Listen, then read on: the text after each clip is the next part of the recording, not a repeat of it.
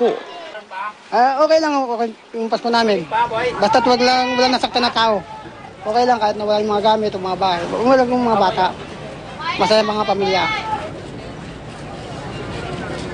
Agad naman nagpadala ng tulong ang lokal na pamahalaan ng Makati at sa ngayon nag-set up na sila roon ng community kitchen. Pansamantala rin daw sa makeshift tent muna sisilong ang mga nasunugan. Mike? Maraming salamat, Rauno Crisostomo. Samantala mga kapuso, nagtungo na po doon sa lugar ng sunog ang GMA Kapuso Foundation para magatid ng tulong sa mga kababayan natin na nabiktima ng sunog. Karaniwang tumataas ang insidente ng sunog tuwing panahon ng Kapaskuhan, kaya naman doble ingat ang kailangan natin mga kapuso. Ayon po sa Bureau of Fire Protection, karaniwang dahilan ang mga napapabayaang kagamitang dekuryente, lalo na yung mga Christmas light. Kaya paalala ng Bureau of Fire Protection, tiyaking walang damage o sira ang kable ng Christmas light bago ito sindihan. Tanggalin sa saksakan ng mga appliances, lalo na kung kayo ay aalis ng bahay.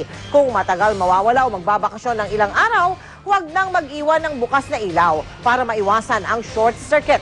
Siguruhin ding nakasara ang valve ng LPG. Ay, mga kapuso, kulang ba ang budget ninyo pambili ng hamon o anumang karne sa Pasko? Huwag po kayong mag-alala. Matitikman nyo po ang paborito ninyong Panoche Buena dahil sa mga patingit-tinging bentahan sa mga palengke. Panoorin po natin itong pagtutok na ito ni Cara David. Hamon at keso ang karaniwang handa tuwing Noche Buena. Pero dahil gipit sa pera ang maraming Pinoy, marami sa kanila di na kayang bumili ng 300 to 500 pesos na hamon. Solusyon ng ilang mga manufacturer ng hamon na halos singliit lang ng tennis ball. 75 pesos ang isa nito. Ginawa po yan ma'am para sa mga taong hindi kayang mag-afford ng ganito kalalaki. Kasi mahal nga po siya, di ba? Maging sa mga palengke, may mga nagbebenta na rin ng pang Noche Buenang hamon. Pero ang estilo, tingi-tingi. Pati mamahaling sausage, ham at bacon pwede na ring bilhin ng tingi-tingi. Sapat lang para matikman ang linamnam ng karne. Yan po yung assorted namin na hinahalo sa mga fried rice, spaghetti. Pwede rin po sa embutido. Para po yung lahat ng products namin matitikman, instant na bibili siya ng 1 kilong cheese dog. Matumal pa raw ang benta ng baboy sa araw na ito, pero inaasahan nilang dadagsa ang mga tao bukas sa bisperas ng Pasko. 180 pesos per kilo kasi ang baboy, medyo mahal para sa karamihan. Pinaparehas lang namin ng laman at saka ng liempo 180. Kasi pero ayaw pa rin nilang bumili kasi nga mahal. Kaya naman itong si Aling Gloria, buto-buto na lang ng baboy ang binili. 1/4 kilo, sapat lang para magkalasang baboy ang kanyang sinigang. Ang handa nila sa Noche Buena, 2 piraso ng galunggong. Wala yung magarang handa. Oo. Basta importante talaga sa atin yung mga bata. Mga pag-aaral. Aniya, imbis na gastusin ang pera sa magarbong handaan, gagamitin niya ito sa paghahanda sa kinabukasan. Cara David, nakatutok 24 oras.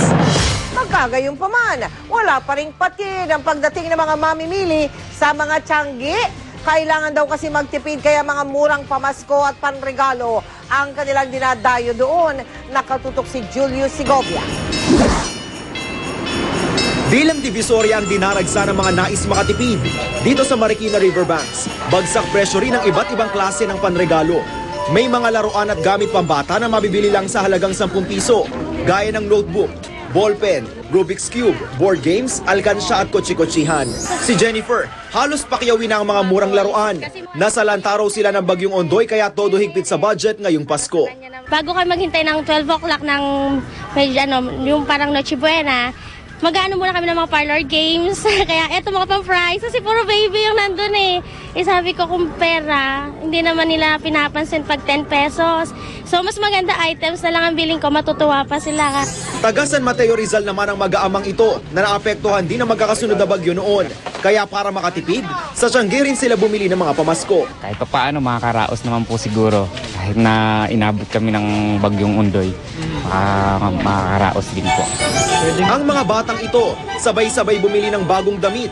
Dapat nakaporma raw sila sa Pasko para maraming magbigay ng aginaldo.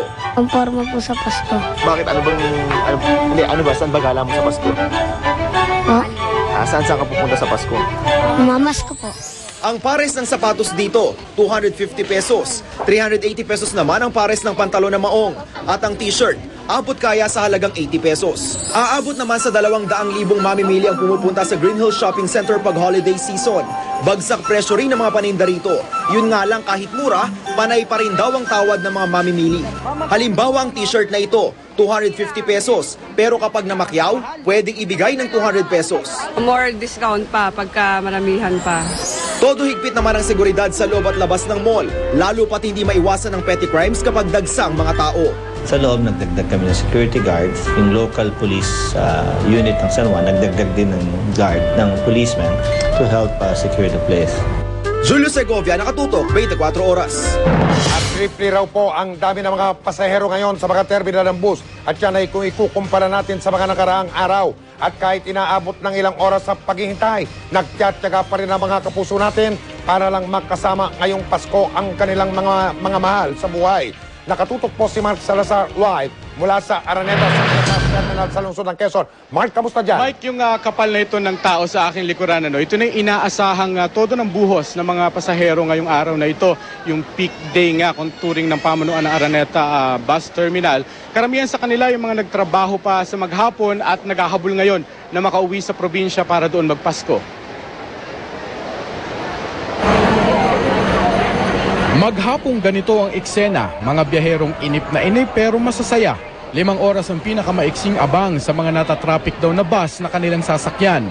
Pero para sa mga tubong probinsya, may ibang kulay ang Pasko sa lalawigan nila na di raw kayang tapatan ng makinang na Metro Manila.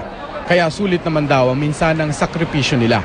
Masaya ang magpasko sa Catanduanes dahil maraming mga pangyayaring nagaganap at maraming nangyayari tulad ng Christmas party at Christmas reunion ng mga batch. Masaya ang Pasko sa Sorsogon kasi makulay, masaya, tas maraming mga palamuti.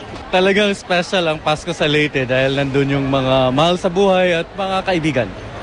Dahil sa nagtriple ang kapal ng tao ngayon sa tansya ng pulisya, mas dinagdagan ang nag-iikot nilang puwersa. Kanina nangamusta pa nga mismo si NCRPO Chief Roberto Rosales sa terminal at dito ibinidang taliwas sa nakagawian, mas napababa nila ang bilang ng krimen ngayong Kapaskuhan. Noon dumating ang bare months, we started early, of which we declared yung heightened alert. Wala namang naiulat na insidente ng pagsasamantala sa masikip na sitwasyon ng Araneta Bus Terminal, bagamat binilinan pa rin ni Rosales ang pamunuan ng terminal na maglagay ng mga security camera. Sa security check, may ilang nakumpiskang kutsilyo kahit na ang katwiray inosenteng pambalat lamang daw ito ng baon nilang prutas. Ang pasahero namang ito'y animoy susugod sa gera sa daladalang malaking sandata na parang totoo. Pinayagan lamang makapasok dahil pinatunayan ng dala niyang dokumento na airsoft lang pala ito. Mike, susunod na paghahandaan ng pamunuan ng Araneta Bus Terminal ay yung pagdagsana naman pabalik ng Maynila nito mga pasahero na ito at inaasahan nilang magaganap yun mula January 2 hanggang January 4. Mike? Maraming salamat, Mark Salazar. Nananatili sa heightened alert ang pulisya ngayong Kapaskuhan. Kanina, nag-ikot si NCRPO Director Roberto Rosales sa mga mall, sa mga bus terminal at MRT stations para tiyakin ang seguridad doon. Nakatutok si Ruth Cabal. Hindi na masyado matao sa Pasay City Transport Terminal nang puntahan ng mga taga-PNP NCRPO kanina. Hindi na tulad nitong weekend na dagsa ang mga pasahero. Pero patuloy ang mahigpit na inspeksyon sa mga taong pumapasok at mga bagahe. Nakaposte pa rin ang mga tauhan ng PNP na pinakalat sa iba't ibang bus terminal. Bukas inaasahan ulit ng management ng terminal ang malaking bulto ng mga pasahero. Sunod na inikutan ni NCRPO Director Roberto Rosales ang MRT Ayala Station. 4 na tauhan ng PNP NCRPO ang nakabantay sa bawat MRT at LRT station.